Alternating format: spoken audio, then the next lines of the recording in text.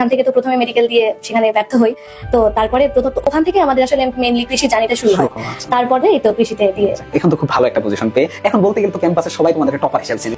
পরীক্ষার রেজাল্টের দিন যখন দেখলাম 23তম স্থান অধিকার করেছি, তখন আমি যদি খুব খারাপ এক্সামও দিয়ে থাকি তাও আমার অ্যাভব ম্যাক্সিমাম হলো 50-এর ভিতরে আমি থাকবো। কিন্তু যেদিনকে আলটিমেটলি রেজাল্ট দিল, যে দেখালো আমি সপ্তম হয়েছি, সেটা ফুল আনএক্সপেক্টেড একটা ব্যাপার ছিল। আমি 22-23 সেশনে কৃষিগুচ্ছ ভর্তি পরীক্ষায় প্রথম স্থান অধিকার করেছিলাম।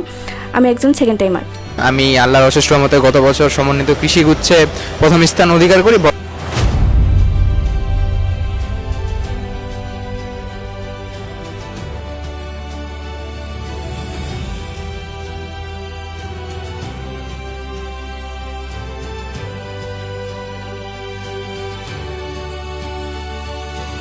কাছ থেকে প্রায় 700 কাছাকাছি শিক্ষার্থী চান্স পেয়েছে কৃষি বুঝছে, সেখান থেকে প্রায় 60% মতো হলো তোমার হলো সেকেন্ড টাইমারের কাছাকাছি।